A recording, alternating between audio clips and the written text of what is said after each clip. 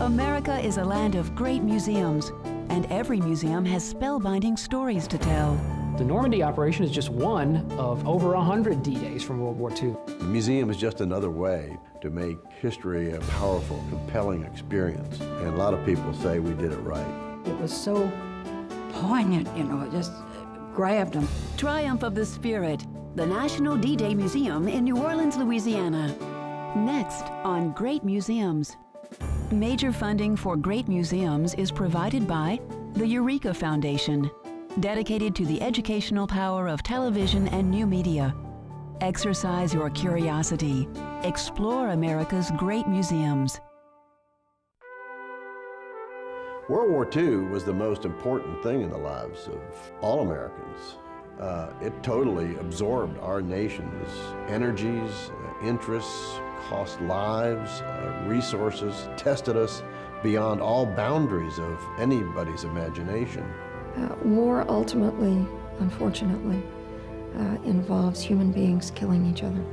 Nearly 100 million people would lose their lives as a result of the Second World War. The dimension of it is so beyond comprehension, so incredibly evil, such a low point of human history.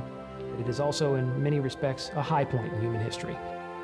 The beginning of this project goes back to the backyard of Stephen E. Ambrose, my best friend for the last 30 years. He was astonished that America didn't have a museum to World War II, so he did it himself. The National D-Day Museum in New Orleans is a different kind of war museum. Steve was a master at getting people inside the story by getting them into the situation, bringing it to life. What we do here is to present the human story of war. The personal accounts of the men that struggled on the beaches of Normandy. Those housewives who saved waste fats or squashed their tin cans. The great pooling of resources that only this country was capable of. This museum tells that story. Story of how America saved the world for democracy. It really is a great story. 150 years from now, visitors are going to be coming here and listening to people talk about their experiences in World War II, and I think it's going to send shivers up people's spines. It's going to give them an insight into the fiber and the whole soul of America in the middle of the 20th century. I can't even barely imagine it, but it's going to be exciting.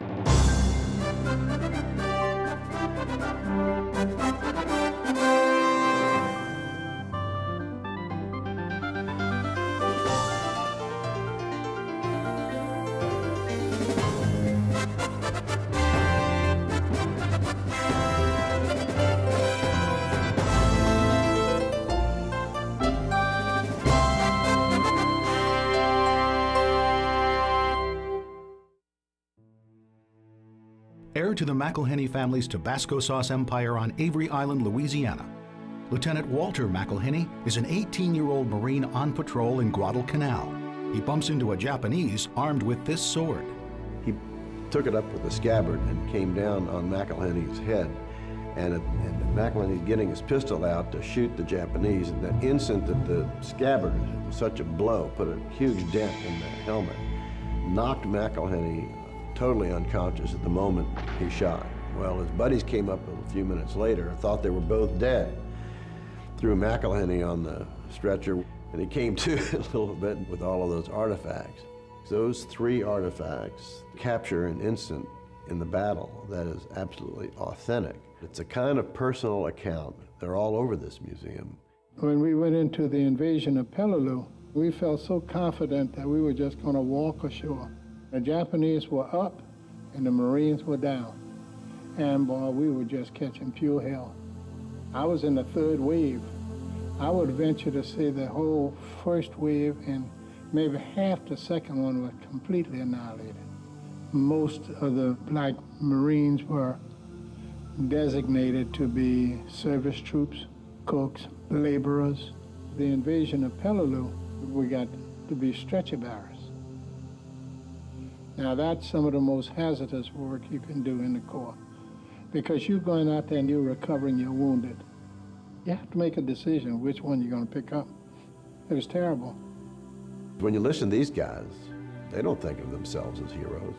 Yet their actions are the very definition of the word. Johnny Hutchins was serving on an LST in the invasion of New Guinea. The whole shipload had approximately 400 soldiers. This is his Medal of Honor. The ship, in fact, is hit by a bomb. Johnny Hutchins is mortally wounded.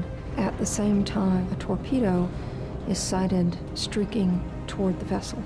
He pulled himself off the deck, grabbed the wheel of the ship, and turned it. Literally with his last ounce of mortal strength, and dies at the wheel. The way we portray the American spirit, to the extent that you can portray something that is so intangible, is to talk about the values and the discipline and the teamwork and the initiative, and to let the story be told by those who were in it as much as we can. I met my husband when I was a senior at LSU. He was airborne and was dropped in the invasion at Utah Beach. But I didn't know any of that history, and I had a blind date with him and married him 1 year later. He had a fabulous personality. He could talk to anybody about anything. Almost anything. He didn't want to talk about the war, other than funny things. He said he ate so many Hershey bars on the ship coming back, he was sick most of the trip. The museum has his airborne patches, photos, and medals, but not his most cherished war memento, his combat boots. I pitched the boots, and big mistake.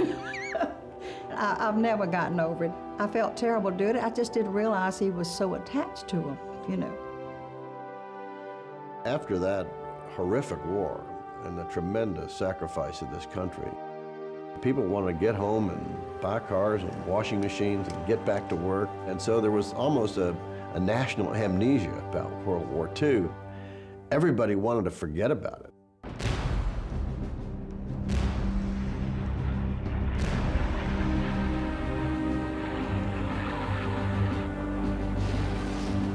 December the 7th was on a Sunday.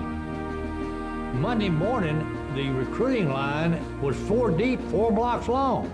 We went down, 6 of us, high school kids. The patriotism was so strong, we had to put these guys away. In 1941, the Japanese had the largest military in the entire world. The German army, the second largest army in the entire world. The Germans and the Japanese between them had 9 million men under arms in 1941. We had about 160,000 men in the Army against 9 million. Our budget was the 17th in the world, our defense budget, after Romania. A daring air raid against Japan is led by Jimmy Doolittle in April of '42. Robert Bourgeois is the bombardier on plane number 13. Here is his flight jacket. Bourgeois was wearing that jacket when he flew over and personally released bombs on Tokyo. This was the moment when the United States struck back at the Japanese for the first time. Not even 6 months after Pearl Harbor, U.S. bombers are flying over and dropping bombs on the capital of Japan itself, the heart of Japan. It was a raid that carried incredible symbolism for the American people. The most often heard slogan during World War II was, "We're all in this together." And that was everybody. Homefront slogans were catchy, and people were motivated. They bought war bonds, planted victory gardens, and saved on gasoline. American ingenuity was at an all-time high. Copper was in short supply, and so pennies were made out of steel so that copper could be used for wiring or bullet casings. We mobilized every resource in our nation and went from the tiniest army in the world practically to the largest, with almost 15 million soldiers, and manufactured planes and weapons and tanks and trucks. They had scrap drives for metal and rubber and glass and paper. Billy McCall collects more scrap than any other 6-year-old child in Louisiana. And this gas mask, helmet, and armband are issued to 13-year-old civil defense volunteer Alan Quarterman. But a household's dearest contribution to the war effort was symbolized by the service flag. In the center would be a star for each individual family member who was serving in the military. A gold star meant that you had had a family member killed in military service. You got the message on a little piece of paper that everybody dreaded getting. Upon their son's death, James Oglesby's parents sell the home where their child was raised. His young widow harbors a sad secret. And no one knew that they had gotten married just before he shipped out. His bride elects not to tell his mother and father, so as not to add an additional emotional event for them to adjust to. You can't tell it any better than the people who were there. The big picture didn't matter. It was what this guy was doing and what this guy was doing what mattered. It's true. It's true, and that's what makes it great, and that's what makes it powerful, and what makes it significant, not only in American history, but in world history.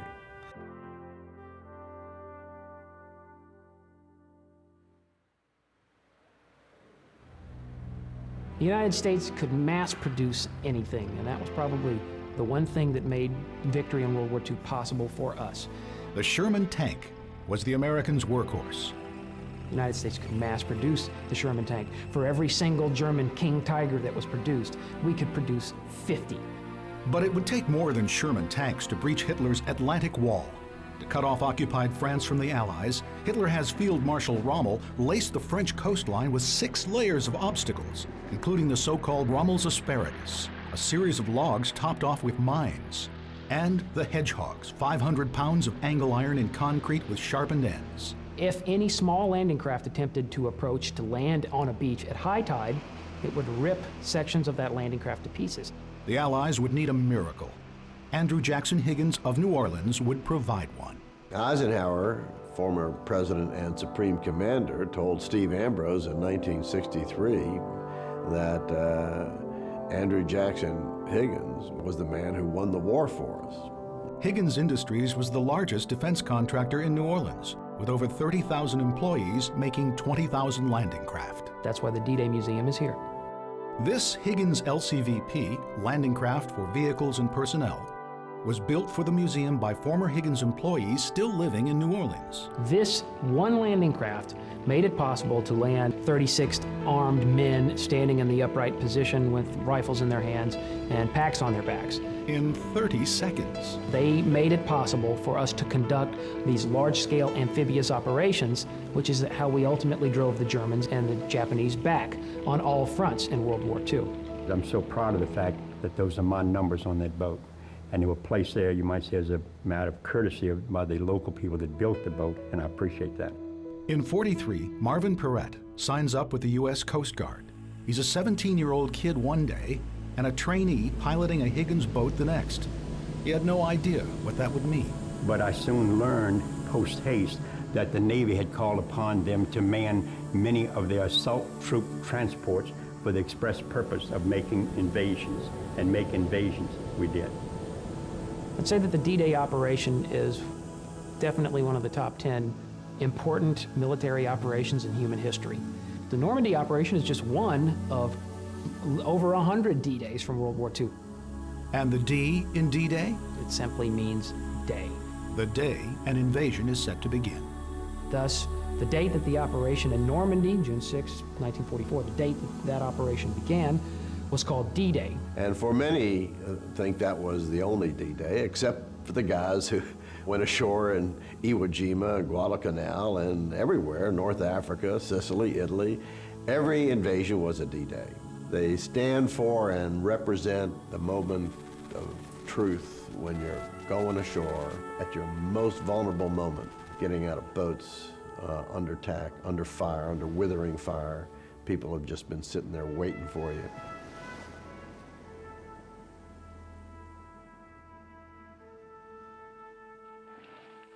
All the soldiers, sailors, airmen sitting in England in '44 know that they are there to invade France.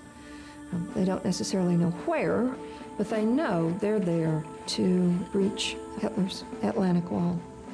It was the pivot point of the 20th century. This was an epic invasion. It's one of the great invasions of the last 5,000 years of Western civilization. Everything that followed was a consequence of that. It's incredible when you consider the number of people involved overall, which is over 1 million. that there was an enormous armada of hundreds of large ships with hundreds of small landing craft making the amphibious assault, delivering between 130 and 150,000 Allied soldiers over a broad front of 50 miles. HR for the first assault waves was 6:30 a.m. I probably didn't bring my troops ashore until about maybe 7 o'clock. So they were in this bouncing boat, 3-foot seas, all this period of time, 2:30 in the morning till 7 o'clock in the morning. As they crossed the English Channel, a force of approximately 13,000 American paratroopers, in addition to British paratroopers, being flown across the Channel to drop into Normandy. Paratroopers were a new phenomenon, a new tactic in warfare for World War II. There were no paratroopers in World War I. 20 years later, the sky is filled with young men who jump out of airplanes, who throw themselves out of airplanes. So many men of the U.S. 82nd Airborne Division and 101st Airborne Division didn't survive their jumps. Most everybody carried between 115, 25 pounds of equipment. Rations, weapons, clothes, and ammunition, plus guidebooks to France. In some cases, men were jumping out of aircraft that were less than 500 feet off the ground. Into enemy territory. The objective is to keep German reinforcements from reaching the beaches. Things go without thinking. It's almost impossible to go back and say what was going through your mind other than what you were supposed to do, because training took over. They would have to retake the French countryside from the Germans, one hedgerow at a time. Hedgerows came to us as a complete surprise, and that was quite a stumbling block for us. So they were wonderful for defense, but boy, they were horrible for offense. British and American gliders deliver more men and jeeps. The Waco Gliders, they had steel tubing as their fuselage, they had canvas skin, and they had wooden wings. Just the lightest materials possible, no engine, and they were intended to crash on landing. And the toughest part was the seats that the soldiers sat on. And people would pack in these, and off they went. Normandy is a sacred and meaningful place to Americans, especially Omaha Beach. Here, the men of the 29th Division receive their trial by fire. They were 18, 19, and 20-year-old Americans that had a year before been civilians. They were going into the mouth of combat for the very first time. The Germans were in prepared infantry positions, concrete positions, firing directly into their Higgins boats as they approached the beaches. They were having their first combat experience with how to navigate through a minefield, and it led to incredible gallant acts of heroism. But 91 of 164 men of Company A, 116th Regiment are killed in 5 minutes. Another 65 are wounded. Literally in 5 minutes' time, 164 men had been reduced to a handful of men capable of fighting. Navy Corpsman Leo Scheer is at Omaha Beach to treat the wounded. In the process of coming ashore, Leo Scheer's landing craft is sunk. And he came into the midst of this carnage and this, just the worst moments of the battle. All of the bags of medical supplies that he was carrying have become completely soaked. What Leo Scheer did then was he looked out on the beach, back out in the area that was open to German gunfire, and Scheer then ran out into that fire, took the individual bandage pouches off of dead men, and he put them around his waist belt. And then he went about trying to save lives. Every one of those bandage packs, he'd never forget the face of the GI he took it off of. And it was very precious to him when he gave it to us. D-Day was recognized as being successful, but it came with a human cost, and the human cost for the United States was very, very high. For one day of operation, we suffered 3,393 Americans killed in action. However, we overcame the German positions and drove inland through France and toward the heart of Germany itself. The last 6 months of the war. I got to spend the winter of 44-45, the coldest winter in Europe in the 20th century, to that point. These letters marked missing never reached Jack Sullivan. He's a POW working the rail yard in Munich. So I had the high honor and distinct privilege of being under American air raid. And when we bomb, we really bomb.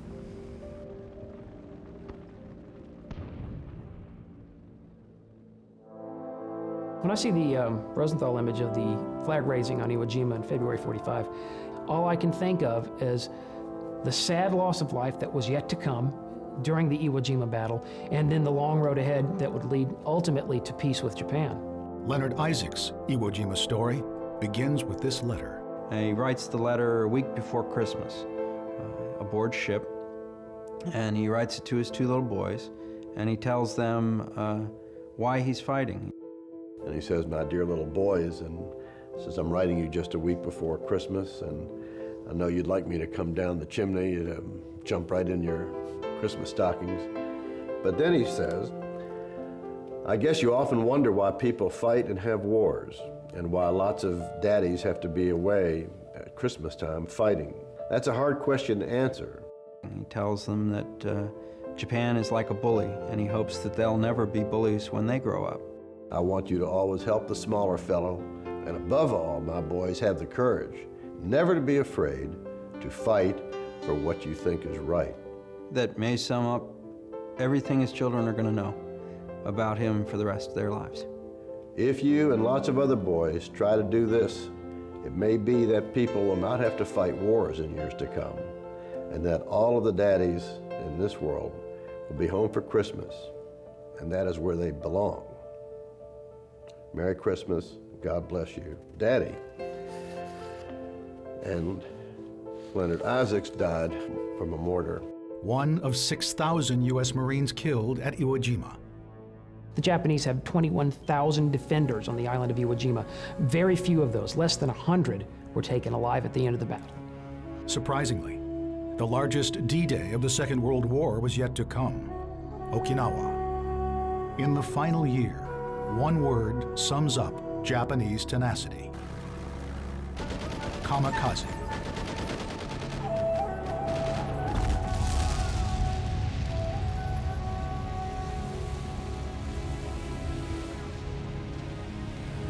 These shards were saved by Edwin Cherry from the plane that struck his destroyer.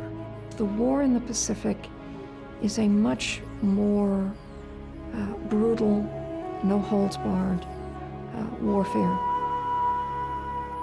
There was often the presentation in propaganda that the Japanese were a subhuman race, that these are not people who were fighting. They didn't act honorably, they attacked in a sneaky way. Some Americans send home Japanese skulls or teeth as souvenirs. For the most part, the American history memory, and for that matter, the Japanese history memory, are dominated by the Nagasaki bomb and the Hiroshima bomb. They end the fighting.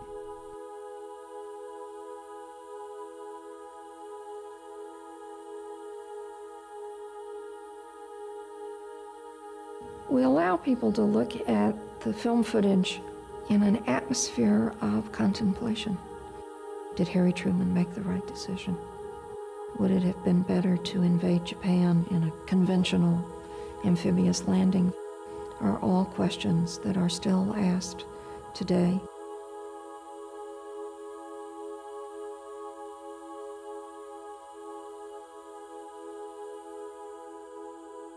Before the first atomic bomb was dropped, 500,000 Japanese people were killed as a result of American strategic bombing. The costliest single night for the Japanese was neither Hiroshima nor Nagasaki. It was the March 9th incendiary bombing raid over Tokyo, a raid during which over 100,000 Japanese lost their lives in one single night. You should leave a building like this knowing how horrible war is. And there's a picture on the 3rd floor of the big cemetery at Omaha Beach. But look at this picture really hard, because this is a cemetery of young people. Oh, I wouldn't take anything for this museum. Seeing how much the museum has meant to people, it was so poignant, you know, it just grabbed them. They just couldn't finish going through. Steve says in his final words here, "We do what we can here in the museum, which is quite a lot, to inspire them to be the successors of those who helped make this country into the freest and richest ever." I want them to feel proud of what happened. Not of me or any of these other guys, but what this country did as a whole. How this country rose up on its hind legs on December the 8th and said, this is not going to happen.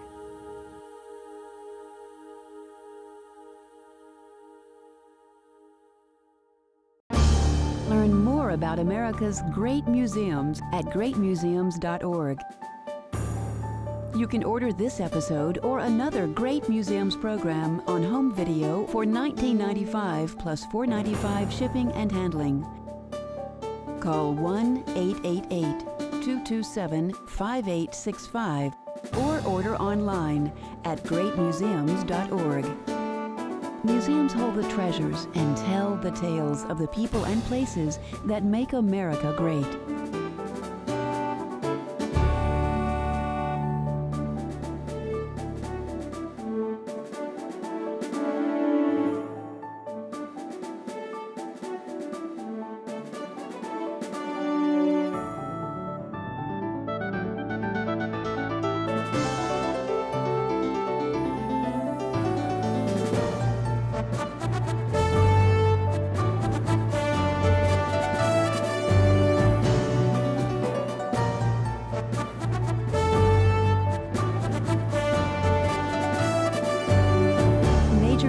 For Great Museums is provided by the Eureka Foundation, dedicated to the educational power of television and new media. Exercise your curiosity. Explore America's great museums.